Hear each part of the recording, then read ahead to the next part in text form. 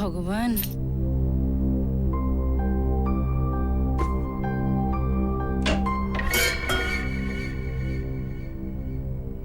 কে ওখানে?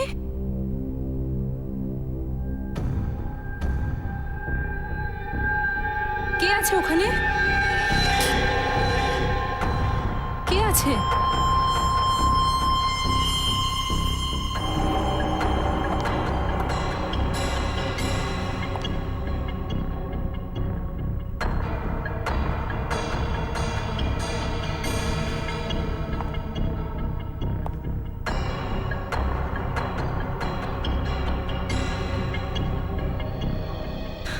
আমিও না শুধু শুধু টেনশন করি, কেউ তো নেই এখানে।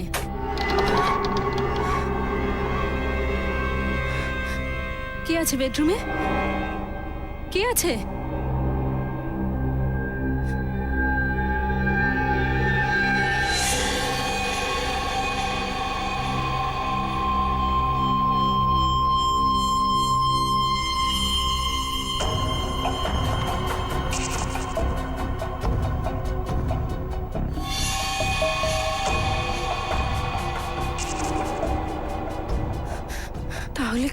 তাহলে কি ওই হুমকির কথাটা সত্যি?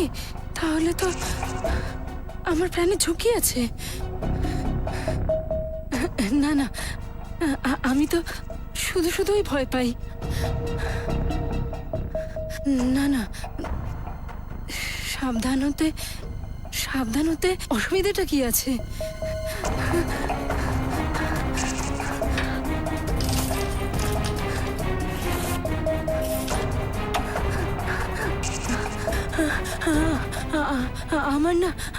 আমার প্রাণে ঝুঁকি আছে। যদি আমার কিছু হয়ে যায় তো আমার মৃত্যুর দায়ী হবে। তুমি ছাড়ো এটাকে, যেতে দাও আমাকে, নাহলে কিন্তু আমি পুলিশকে ডাকবো। ছাড়ো বলছি, ছাড়ো।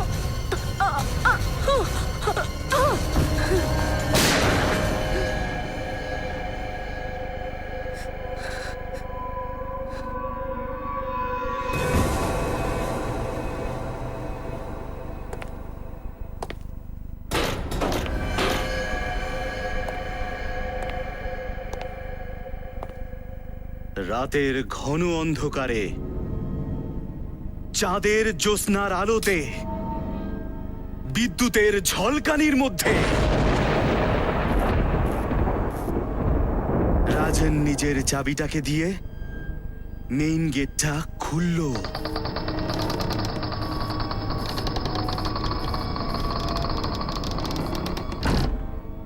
রাজেন নিজের শোয়ার ঘরের দিকে এগোচ্ছিল, আস্তে আস্তে আরো আস্তে।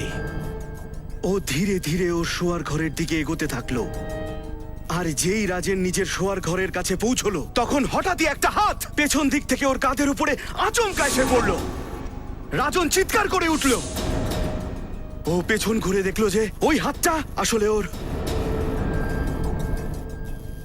ওর স্ত্রী অনিতার ছিল। অনিতা খুব ভালো করেই রাজেনকে বলল, সোনা, হ্যাপি বার্থডে। অনিতার হাতে একটা কেক ছিল, আর ওই কেকটার উপরে একটা জ্বলন্ত মোমবাতি ছিল। রেখা, দেখেছো তুমি এই লাইট আর সাউন্ডের এফেক্ট কেমন কাজ করছে? ডিস্টার্ব করো না, শুনতে দাও না। আর এটা হিট হবে। আমাদের এই নভেলটা সারা দেশে তোলপাড় ফেলে দেবে। দেখো, রাজেন খুব প্রেমের সাথেই ওর স্ত্রীর চোখের দিকে তাকিয়েছিল।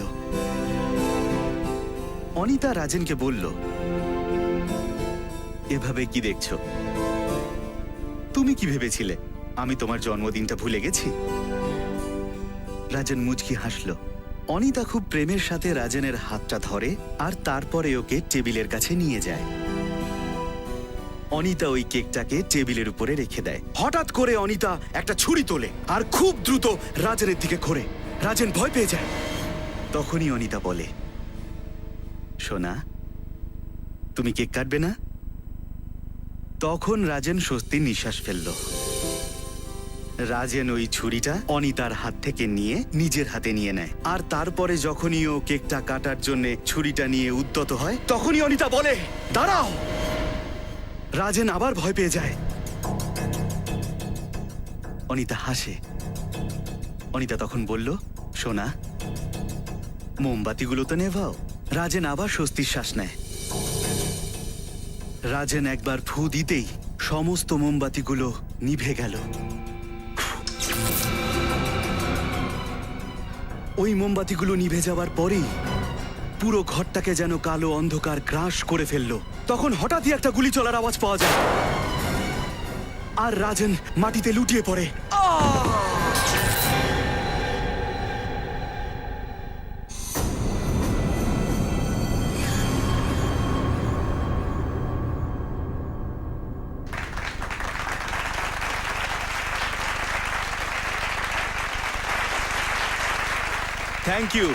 Thank you very much.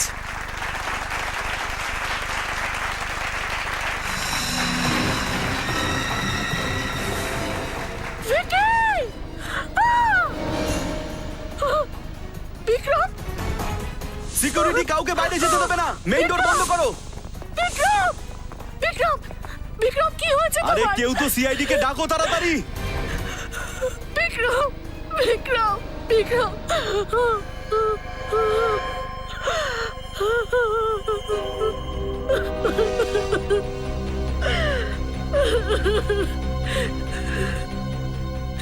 এসব কখন হলো? আমি বলছি। আপনি? আমান, আমি একজন রাইটার। উনি আসলে আমার এই নোবেল খুনি লিবাজের প্রকাশক ছিলেন। এই অনুষ্ঠানের আয়োজন উনিই করেছিলেন। আসলে আমার এই নতুন উপন্যাসের আজকে লঞ্চ ছিল। আমি ওখানে দাঁড়িয়ে আমার উপন্যাসের একটা অধ্যায় পড়ে শোনাচ্ছিলাম। ব্যাকগ্রাউন্ডে লাইট আর সাউন্ডের স্পেশাল এফেক্টও চলছিল। সঠিক সময়ে লাইট অফও হয়ে গেছিল, আর তারপরে যখন লাইট অন হলো তখন আমি দেখলাম যে বিক্রমের বুক দিয়ে রক্ত বেরোচ্ছে। আর ইনি হলেন রেখা দেবী, বিক্রম বাবুর স্ত্রী। খুনি লিবাস? খুনি লিবাস, এই নামটা শোনা শোনা মনে হচ্ছে।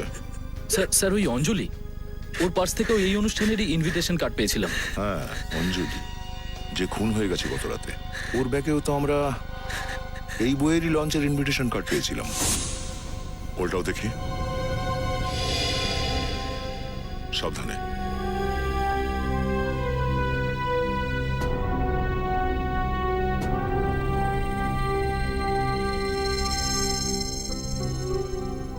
অঞ্জলি আর ওই আতাতাইয়ের মধ্যে ভালো মতো ধস্তাধস্তি হয়েছিল। পরিস্থিতি দেখে মনে হচ্ছে যে অঞ্জলি নিজেকে বাঁচানোর খুব চেষ্টা করেছিল। হ্যাঁ স্যার, বোঝাই যাচ্ছে খুনি খুব নিষ্ঠুরভাবে এনাকে গুলি করেছে। দরজার তালা ভাঙা নেই, ঘরের সমস্ত জিনিস সবকিছু ঠিকঠাক জায়গায় বসানো আছে। মানে ওই আততায়ী রুমের মধ্যে জবরদস্তি ঢোকেনি, অঞ্জলি ওকে ভেতরে ঢুকতে দিয়েছিল। তার মানে দাঁড়াচ্ছে যে অঞ্জলি ওকে আগে থেকে চিনত।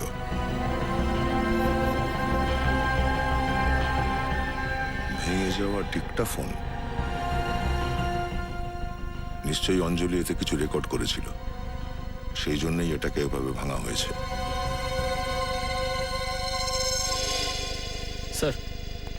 স্যার অঞ্জলির পার্সের ভেতর থেকে এই আইডি কার্ডটা পেলাম। প্রেসের কার্ড?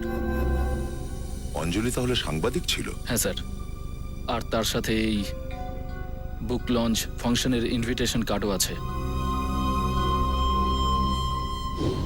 তার মানে অঞ্জলিও এখানে আসার নিমন্ত্রণটা পেয়েছিল। তাহলে এই দুটো খুনের মধ্যে পরস্পর কোনো সম্পর্ক নেই তো? একটু পেছনে আসুন তো প্লিজ।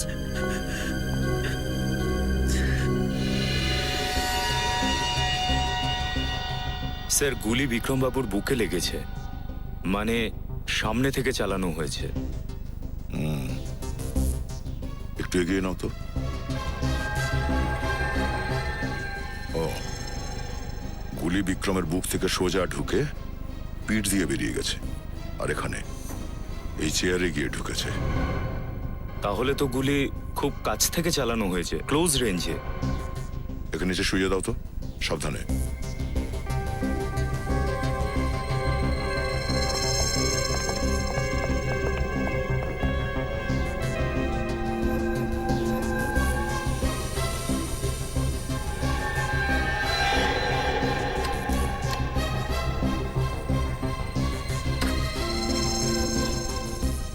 নিখিল, এই নাও একটা লম্বা দড়ি নিয়ে এসো তো। স্যার। আর বিনীত, এখানে যতজন গেস্ট আছে তাদের সবার নাম আর অ্যাড্রেস নোট করে নাও। এদেরকে জিজ্ঞাসা করো যে এখানে এরা কাউকে দেখেছে কিনা বা কাউকে সন্দেহ করে কিনা। আর যতজন লোককে ইনভাইট করা হয়েছিল তাদের সবাইয়ের একটা লিস্ট বানাও। আর খোঁজ করো যে এখানে কে কে আছে যারা বিনা ইনভিটেশনে জোর করে এখানে এসে ঢুকেছে। আর এটাও হিসেব করবে যে কারা সেই লোক যারা ইনভিটেশন পেয়েও এখানে আসেনি। স্যার, যেভাবে গুলিটা চালানো হয়েছে স্টেজ থেকেই চালিয়েছে মনে হচ্ছে। এটা কিভাবে হতে পারে স্যার? স্টেজে তো শুধু আমি ছিলাম। আপনি বলছিলেন যে ওই সময় আপনি স্টেজের উপরে এই উপন্যাসের একটা অধ্যায় পড়ছিলেন। আগে হ্যাঁ স্যার, ব্যাকগ্রাউন্ডে সাউন্ড আর লাইটের এফেক্টও চলছিল। আর হ্যাঁ স্যার, এই গল্পে একটা জায়গায় ঘরটা পুরো অন্ধকার হয়ে যায় আর তারপরেই গুলিটা চলে। আর সেই সময় এই হলের মধ্যে অন্ধকার হয়েছিল। এই অন্ধকার হওয়াটা আর গুলি চালানোর আওয়াজ, এটা আগে থেকেই ঠিক করা ছিল, তাই না? আগে হ্যাঁ স্যার, গুলির আওয়াজের শব্দ শুনতে পাওয়া আর ঠিক সেই সময় আসল গুলি চালানোটা কাকতালীয় তো হতে পারে না। আমরা ওই অডিও সিডিটা চাই, গুলির আওয়াজটা। ঠিক আছে, পেয়ে যাবেন। স্যার, স্যার দড়ি।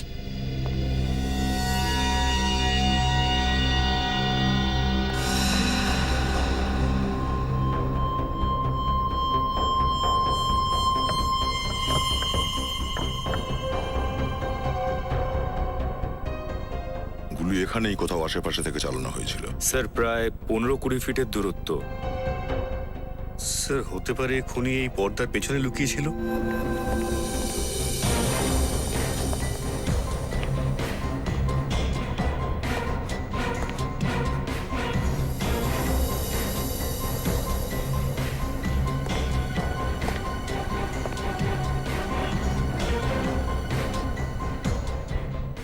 গুলি এই যে এই জায়গাটা থেকে চালানো হয়েছিল, এই দেখো।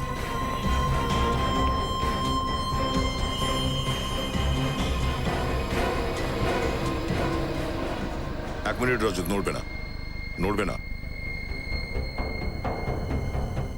কারোর জুতোর দাগ দেখছি। স্যার, হতে পারে এটা আসলে খুনেরই জুতোর দাগ। যখন দুর্ঘটনা ঘটেছিল তখন ব্যাকস্টেজে যতজন ছিল সবাইকে ডেকে পাঠাও। Yes sir. স্যার, স্যার এরা দুজন ছিল এখানে। তোমরাই ছিলে যখন বাইরে হলে গুলি চলেছিল, তখন তোমরা এখানেই ছিলে ব্যাকস্টেজে? হ্যাঁ, স্যার। কাউকে এখান থেকে পালিয়ে যেতে দেখেছো বাইরে? না স্যার। দেখোনি? আমি দেখেছি স্যার, একটা লোক তাড়াহুড়ো করে পালাচ্ছিল। তুমি চেনো ওকে? স্যার অন্ধকার ছিল স্যার, অন্ধকারে স্যার কিচ্ছু দেখতে পাইনি। আচ্ছা, ওই লোকটার পরনে ঠিক কি ছিল, কিছু মনে আছে? শার্ট, পাঞ্জাবি বা আর কিছু? স্যার, আরে অন্ধ নাকি, চোখে দেখতে পাস না? স্যার কালো রঙের কোট পরেছিল স্যার, আর ও খুব তাড়াহুড়ো করে পালাচ্ছিল স্যার। আর ও আমাকে ধাক্কা দিল, তারপর ধাক্কা দিয়ে পালিয়ে গেল স্যার। ঠিক আছে, তোমরা যেতে পারো। সিকিউরিটি গার্ডদের কাছে খোঁজ করতে হবে যে ওরা কোনো লম্বা কালো কোট পরা লোককে দেখেছে কিনা। হ্যাঁ স্যার, লোকটা খুব তাড়ায় ছিল। আমি ওকে কিছু জিজ্ঞেস করার আগেই ও চলে গেল। ও গেল কিসে করে এখান থেকে? গাড়ি করে গেছিল স্যার। গাড়ির নাম্বার দেখেছিলে তুমি? না স্যার। আচ্ছা, ওকে দেখতে কেমন ছিল, ও কি পরেছিল, মুখটা মনে করতে পারো? স্যার, ও কালো কালারের একটা কোট, টুপি আর চশমা পরেছিল। স্যার, ওই হলের লোকটাও আমাদের একই বর্ণনা দিয়েছিল। এইটাই সেই লোক যার খোঁজ করছি আমরা। আচ্ছা, তুমি ওর স্কেচ বানাতে সাহায্য করতে পারো?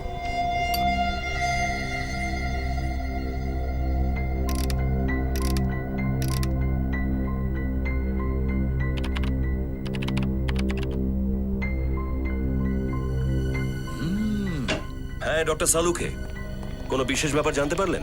বিশেষ ব্যাপার এটা অভিজিৎ, এই যে দুটো বুলেট তোমরা দেখছো, এর মধ্যে এই বুলেটটা আমি অঞ্জলির বডি থেকে পেয়েছি, আর এই বুলেটটা আমি বিক্রমের বডি থেকে পেয়েছি।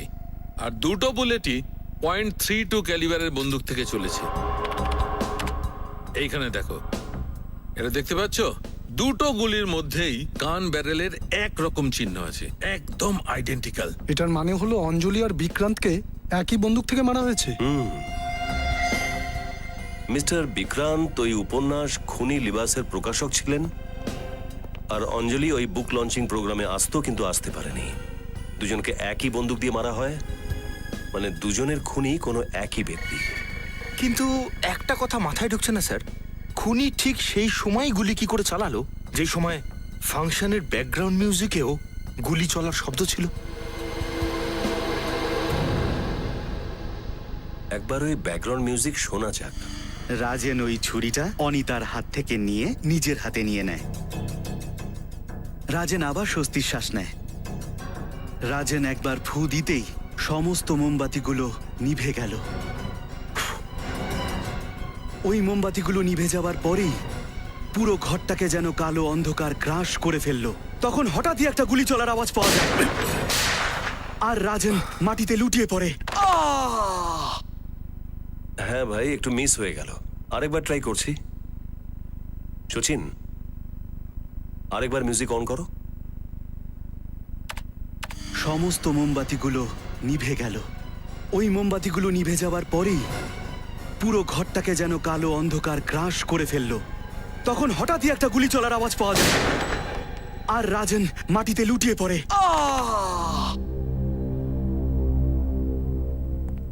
গুলির আওয়াজের উপর গুলি চালানো এত সহজ নয়, অনেক প্র্যাকটিস করার প্রয়োজন আছে।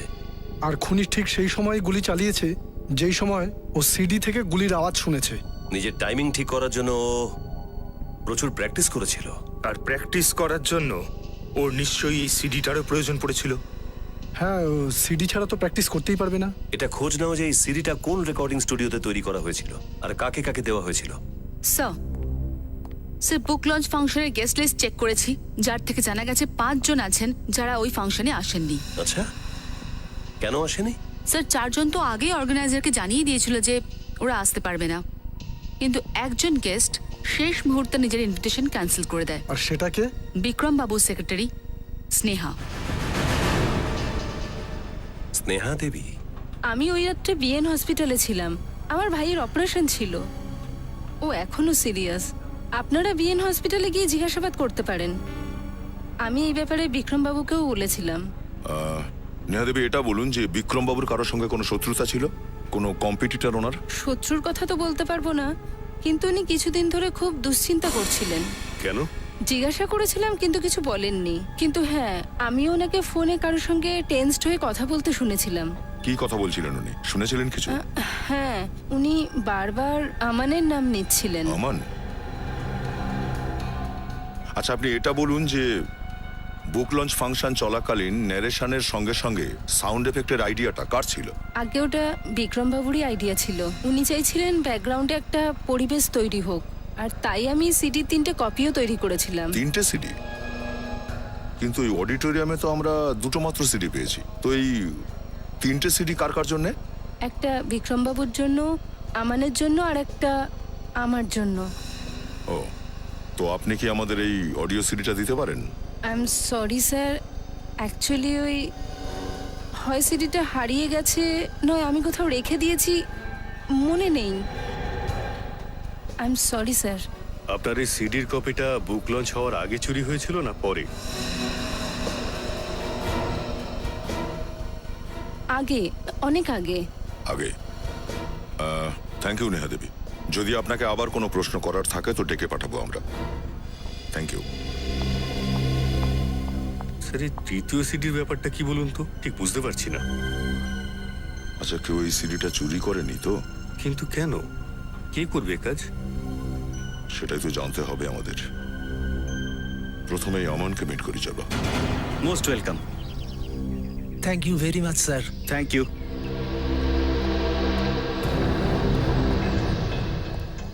আরে স্যার, আপনারা এখানে? আমরা শুনলাম যে আপনি রিপোর্টারদের ইন্টারভিউ দিচ্ছেন, তো ভাবলাম আমরাও কিছু প্রশ্ন করি না কেন আপনাকে। কি বলছেন স্যার? জার্নালিস্টদের প্রশ্নের উত্তর দেওয়া আর সিআইডি অফিসারদের প্রশ্নের উত্তর দেওয়া অনেক পার্থক্য স্যার। হ্যাঁ, পার্থক্য তো অবশ্যই আছে। রিপোর্টারদেরকে উত্তর দেব না বলা যেতে পারে, কিন্তু সিআইডি অফিসারদের উত্তর তো দিতেই হয়। আপনি ভালো বলেছেন তো, আপনার তো লেখক হওয়া উচিত ছিল। না না, আমি এতেই খুশি আছি। যাই হোক, বিক্রম বাবুর ব্যাপারে কিছু জিজ্ঞাসা ছিল আমাদের। বিক্রম বাবু খুবই সহজ সরল আর সোজা মনের মানুষ ছিলেন। আমি যতটুকুনি হতে পেরেছি আজ ওনার জন্যই হতে পেরেছি। আর সত্যি বলতে কি স্যার, ওনার চলে যাওয়াতে সব থেকে বড় ক্ষতি আমারই হয়েছে। গত কয়েকদিন ধরে ওনার ব্যবহারের মধ্যে কোনো পার্থক্য দেখছিলেন আপনি? কোনো অদ্ভুত ব্যাপার? আগে হ্যাঁ, উনি উনি খুবই অন্যমনস্ক হয়ে থাকতেন, একেবারেই চুপচাপ। ওনাকে দেখে মনে হতো যে কোনো একটা দুশ্চিন্তা ওনাকে ভিতরে ভিতরে কুড়ে কুড়ে খাচ্ছে। তো আপনি জিজ্ঞাসা করেননি ওনাকে যে কি ব্যাপারে টেনশন করছিলেন? আগে না, হ্যাঁ, কিন্তু কিছুদিন আগের ঘটনা। আমি যখন অফিসের লবি থেকে নামছিলাম তখন আমি দেখলাম যে উনি ফোনে কারোর সাথে রেগে কথা বলছেন। কার সঙ্গে কথা বলছিলেন? সম্ভবত কোনো মিলনের সাথে কথা বলছিলেন, আর বলছিলেন যে মিলন, তুমি এমনটা আমার সাথে করতে পারো না। আচ্ছা, আপনি এই নামটা মিলন আগে শুনেছিলেন বা মিলন নামের কাউকে চেনেন কি? আগে না। Thank you. স্যার, স্নেহা বলছিল যে বিক্রম ফোনে কথা বলার সময় বারবার আমানের নাম নিচ্ছিল, আর আমন বলছিল যে ও মিলনের নাম শুনেছে। বিনীত, একটা কাজ করো, বিক্রমবাবুর মোবাইল থেকে মিলনের নাম্বারটা বের করো, আর তারপর ওর অ্যাড্রেস। পরিষ্কার হয়ে যাবে কে সত্যি বলছে আর কে মিথ্যে বলছে।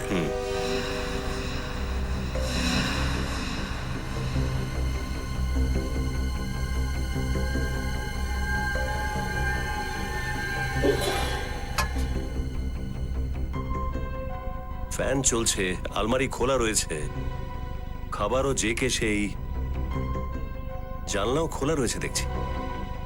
মানে এখান থেকে খুব তাড়াতাড়ি পালিয়ে গেছে, কিন্তু নিশ্চয়ই আমাদের জন্য কিছু রেখেও গেছে। ঘরটাকে চেক করো।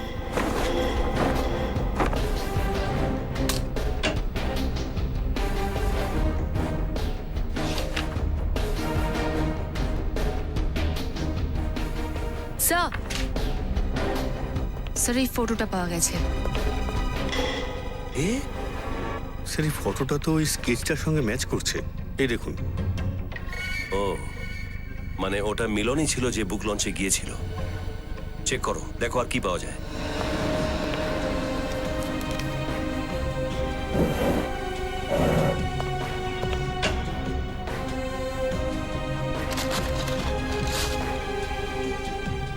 স্যার, হ্যাঁ বিনীত, স্যার এই দেখুন, চশমা।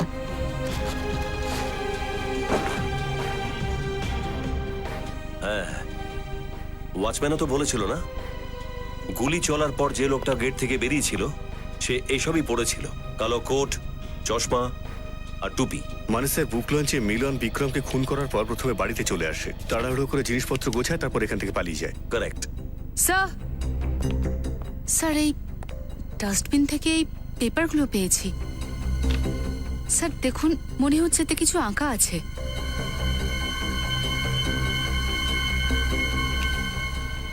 ম্যাপই মনে হচ্ছে। জোড়ো এগুলোকে।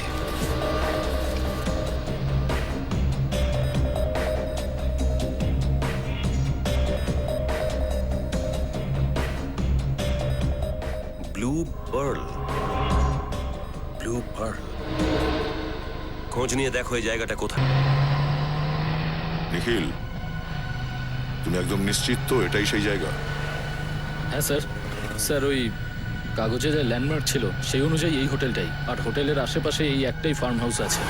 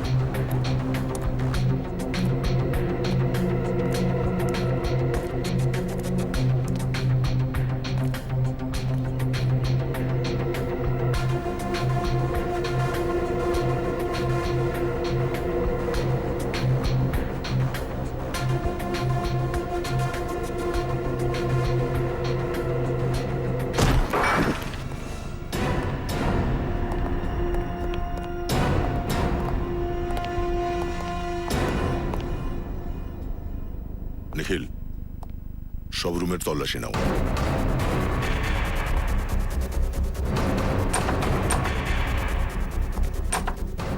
স্যার হ্যাঁ নিখিল, স্যার এই দেখুন স্যার, স্যার এই সেট তো পুরো ওরকমই সেট যেমনটা সেদিনের ওই বুক লঞ্চ ফাংশনে ছিল।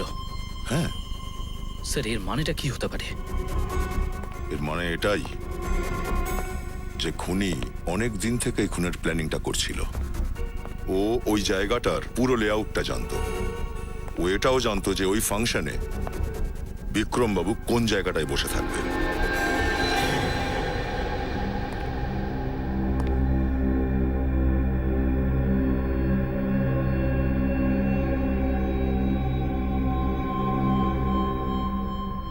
স্যার এই দেখুন, এটাও সেরকমই গুলি যেটা আমরা বিক্রম বাবুর লাশের থেকে পেয়েছি।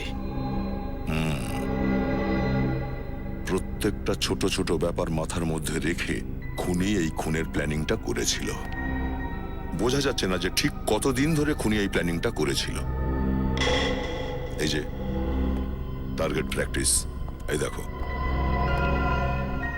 এসব গুলিগুলো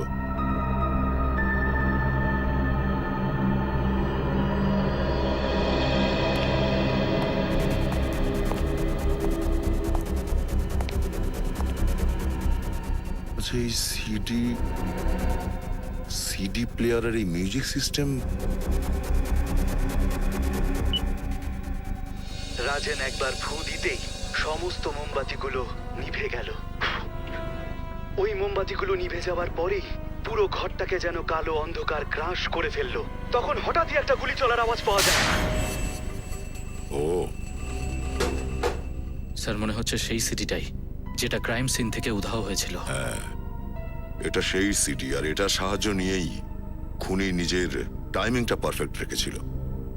যেই এই সিডিতে গুলি চলার আওয়াজটা বাজলো, খুনিও নিজের বন্দুক থেকে গুলি চালিয়ে দিল। আর এই টার্গেটটাকে দেখো, এই যে কতগুলো গর্ত এতে। মানে টাইমিং পারফেক্ট রাখার জন্য খুনি নিজে অনেক প্র্যাকটিস করেছিল, টার্গেট প্র্যাকটিস।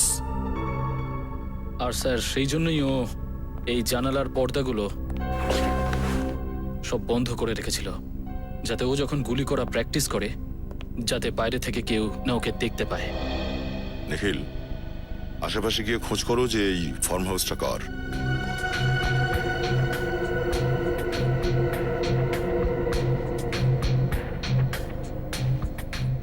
শেল।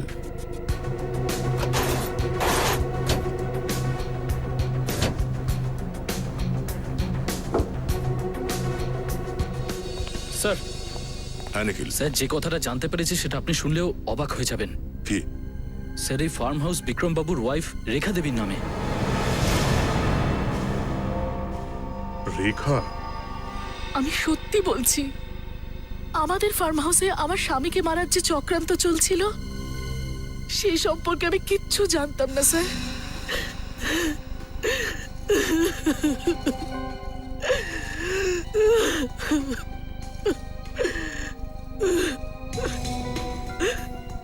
যদি আমি এটা জানতে পারতাম তাহলে কি আমি আমার স্বামীকে বাঁচানোর চেষ্টা করতাম না আর সিআইটিকেও ইনফর্ম করতাম না?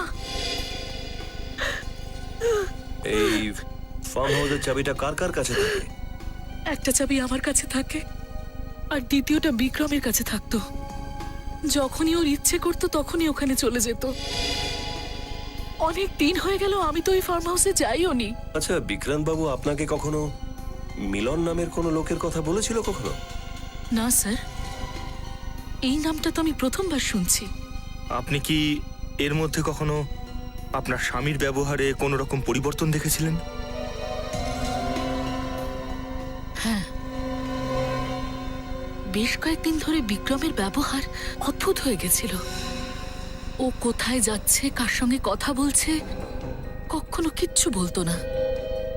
সকালেও তাড়াতাড়ি বেরিয়ে যেত আর রাতেও দেরি করে ফিরতো। তো আপনি কখনো জানতে চাননি? অনেকবার জিজ্ঞেস করেছি, কিন্তু ও তো আমার সমস্ত প্রশ্নের উত্তর দেওয়া বন্ধ করে দিয়েছিল। ওকে কিছু জিজ্ঞেস করলেই শুধু চুপ করে থাকতো। ঠিক আছে রেখা দেবী, এখন আপনি যেতে পারেন। দরকার পড়লে আমরা আবার আপনাকে ডাক। আসুন।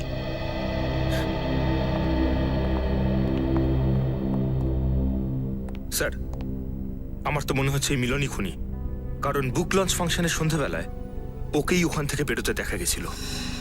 হ্যাঁ, কোনো জায়গা থেকেও ফার্ম হাউসের চাবিটা বন্দোবস্ত করেছিল, সেখানে সিডি চালিয়ে গুলি চালানোর প্র্যাকটিস করে আর বুক লঞ্চে গিয়ে বিক্রান্ত বাবুকে খুন করে দেয়। কিন্তু স্যার আমরা এটাও জানি না যে মিলন এখন কোথায় আছে। আর এটাও জানতে পারলাম না যে ওই জার্নালিস্ট অঞ্জলির মৃত্যু এই কেসের সাথে কিভাবে জড়িত। স্যার, ডেকটা ফোন থেকে যে টেপটা পাওয়া গেছিল সেটা পুরো ড্যামেজ হয়ে গেছিল, কিন্তু এবার ওটা রিপেয়ার করা হয়ে গেছে। Very good. ওই ডেকটা ফোনটা দেখি।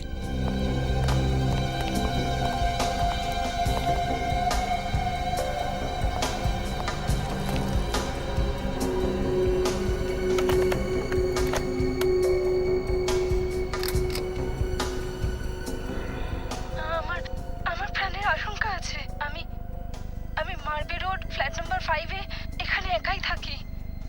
আমার আমার যদি কিছু হয়ে যায় তাহলে আমার মৃত্যুর জন্য দায়ী হবে। প্রাণের আশঙ্কা? আরেকবার রিওয়াইন্ড করো তো।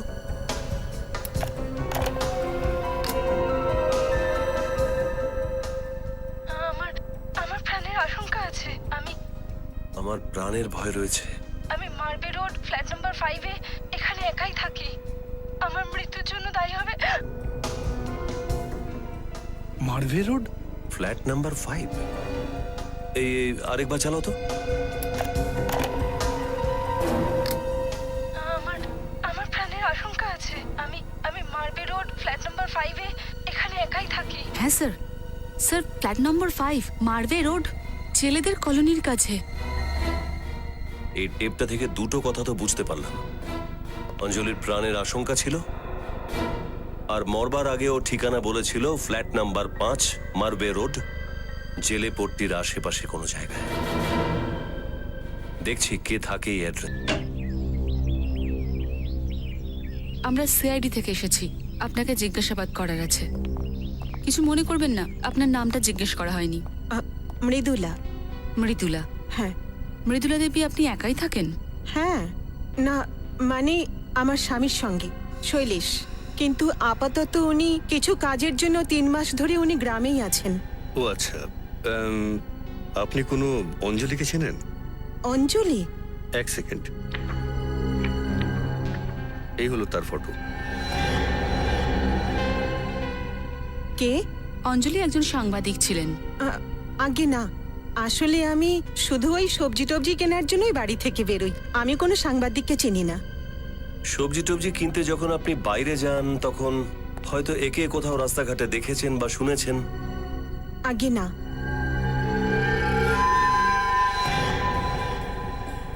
আমরা আপনাকে ডিস্টার্ব করলাম, আপনি বোধহয় স্নানে ছিলেন। আগে হ্যাঁ।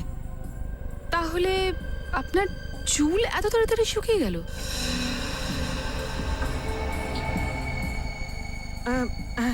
আসলে আমি শ্যাম্পুটা করতেই যাচ্ছিলাম, আর তখনই আপনারা চলে এলেন। এবার আপনারা চলে গেলে আমি শ্যাম্পুটা করে নেব। তার মানে আপনি বলতে চাইছেন যে আমরা চলে গেলে আপনি খুশি হন? আগে আগে না, কিন্তু যদি জল চলে যায় তাহলে খুব সমস্যা হবে। না না, কোনো ব্যাপার না, আমরা আবার আসবো। Thank you, thank you.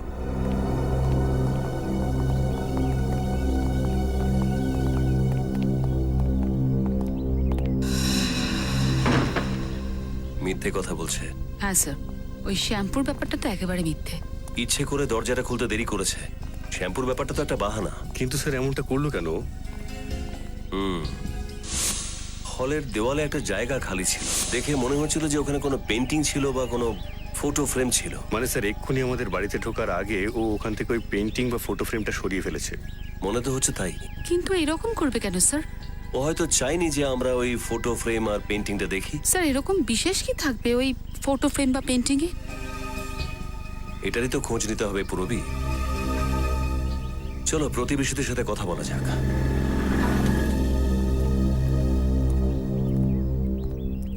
Excuse me ভাই,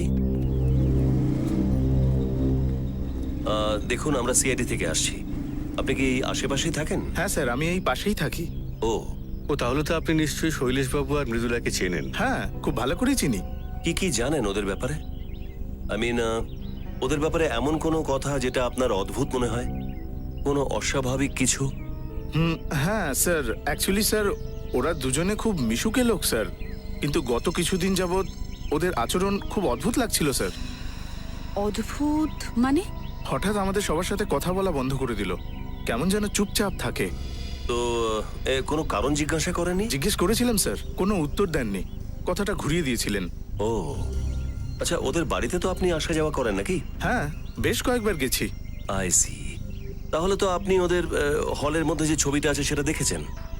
ওই যে ওই ছবিটা, মানে বড় একটা ফ্রেমের মধ্যে ওই সামনে কিসের জন্য ছবিটা ছিল? বিয়ের ছবি স্যার, মৃদুলা দেবী আর শৈলেশ বাবুর বিয়ের ছবিটা তো স্যার। আপনারা ওই ছবিটার কথাই বলছেন তো? আচ্ছা আচ্ছা, হ্যাঁ, ওটাই। আচ্ছা, এই শৈলেশ বাবু কোথায় কাজ করতেন? শপিং আর্কেডে স্যার। কোন শপিং মার্কেট? ওই হ্যাঁ, আর্কলাইন শপিং আর্কেড স্যার। আচ্ছা আচ্ছা, thank you very much. Okay sir. Sir, Mridula Debi ওই নিজের হাজবেন্ডের বিয়ের ছবি আমাদের কাছে কেন লুকুলেন? হয়তো শৈলেশ বাবুর পরিচয় গোপনের জন্য। Arkline shopping arcade. Excuse me.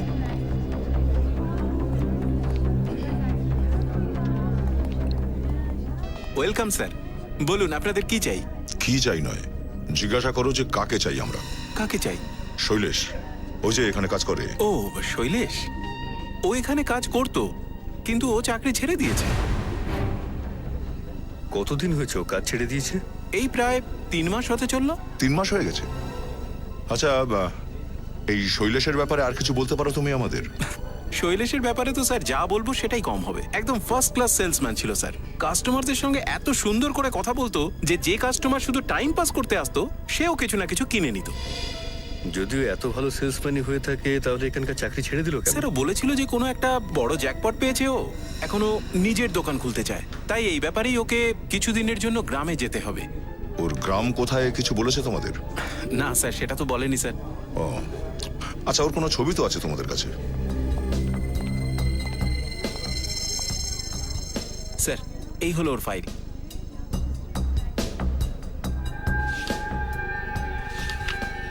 ও এ শৈলেশ, ধরে নিও ওকে স্যার। না, এক্ষুনি নয়, আরো একটা কাজ বাকি আছে আমাদের।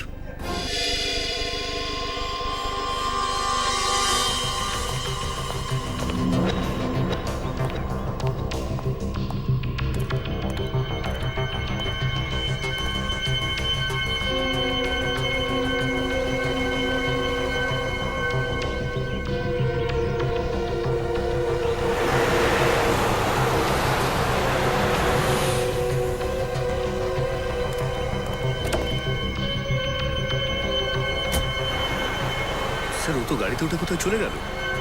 আমরাও যাই, চলো যেখানে ও যাচ্ছে।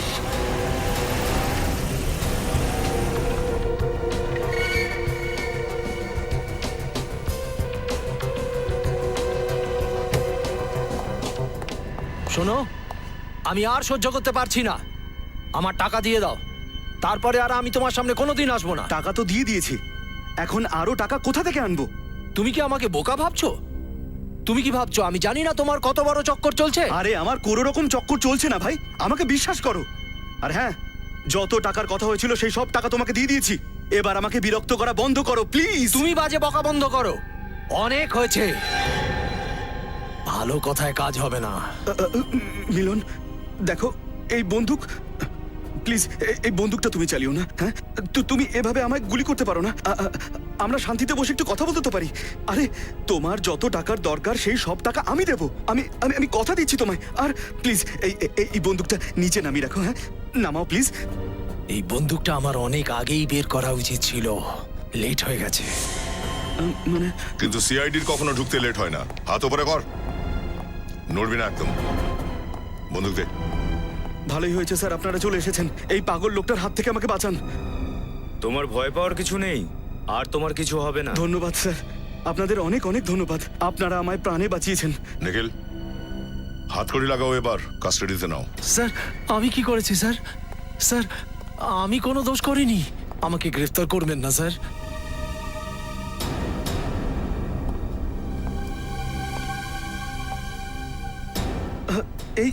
এসব আপনারা কি করছেন? আপনারা আমাকে কেন গ্রেপ্তার করছেন? এসব ড্রামা বন্ধ করে এবার শৈলেশ। শৈলেশ? কে শৈলেশ স্যার?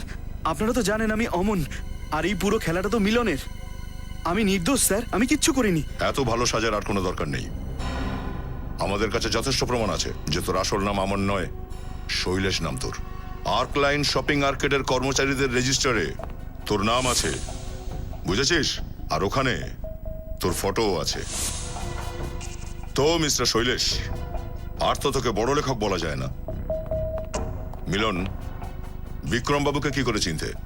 যখন দুজন পাবলিশার আমার গল্পটা ছাপবে না বলে দিল, তখন আমি ওনার কাছে গেছিলাম। আমার গল্পটা ওনার ভীষণ পছন্দ হয়েছিল, কিন্তু উনি বললেন যে ওটা অন্যের নাম দিয়ে ছাপবেন। এই কারণে বিক্রমবাবু তোমার উপন্যাসটা তোমার নামে নয়, একটা নকল লেখক আমানের নামে ছাপালো। হ্যাঁ, আর যখন উপন্যাসটা প্রশংসিত হলো, আমি ভেবেছিলাম যে বিক্রমবাবু আমাকে সবার সামনে নিয়ে আসবেন। কিন্তু ওনার তো মনে হয়েছিল যে দুনিয়া এটা কখনোই মেনে নেবে না যে আমার মতো দেখতে একজন সাধারণ মানুষ লেখক হতে পারে। উপন্যাসটা পাবলিশ করবার জন্য ওনার স্টাইলিশ আর আধুনিক চেহারা লোক দরকার ছিল। আর তখনই বিক্রমের পরিচয় শৈলেশের সঙ্গে হয়েছিল আর্কলাইন শপিং আর্কেডে গিয়ে। হ্যাঁ, আর তোর মিষ্টি কথায় খুব ইমপ্রেসও হয়েছিল। তো তখনই ও একটা প্ল্যান করে। ও ভাবে যে এই সুযোগে তোকে আমন সাজিয়ে সবার সামনে নিয়ে আসা যাক। হ্যাঁ, টাকা আর প্রতিষ্ঠা পাওয়ার এটা আমার কাছে সব থেকে বড় সুযোগ ছিল স্যার, কিন্তু বিক্রম বাবু আমাকে আমার পুরো টাকা দেননি। তাই জন্যই তুমি মিলনের সঙ্গে হাত মেলালে। আর নিজের স্বার্থসিদ্ধির জন্য অঞ্জলি বলে এক সাংবাদিকের সাহায্য নিলে। কিন্তু শৈলেশ, তোর লোভ বাড়তে থাকে, তাই তুই নিজের প্ল্যান চেঞ্জ করলি। তুই ভাবলি বিক্রম বাবুকেই মেরে দিই না কেন, যাতে এই বইটার রয়্যালটির সমস্ত টাকা তুই নিজে পেয়ে যাস। হ্যাঁ, আর ওনাকে মারার প্র্যাকটিসটা আমি ওনারই ফার্ম হাউসে বসে করতাম। আর অঞ্জলিকে এই জন্য মেরে ফেলেছো যে যদি ও বেঁচে থাকতো তাহলে তোমার সব সত্যি সবার সামনে আনতো, তাই না? মিলনও তো তোমার আসল পরিচয় জানতো, ওকে ছেড়ে দিলে কেন? ও হঠাৎ করে কোথায় চলে গেছিল। দেখো, এটা তো জানা গেল যে তুমি জেনে শুনে মিলনকে সেদিনকে বুক লঞ্চের পার্টিতে ডেকেছিলে আর ব্যাক স্টেজের পর্দায় ফুটো করেছিলে। এটা বলো, বিক্রম বাবুকে কি করে গুলি করলে? আমি বন্দুকটা বইয়ে লুকিয়ে নিয়ে এসেছিলাম, আর স্টেজের অন্ধকারেই ওনার উপরে আমি গুলি চালিয়ে দিই। চল এবার নকল লেখক, আসল জেলে সাজা কাটাবার সময় হয়ে গেছে।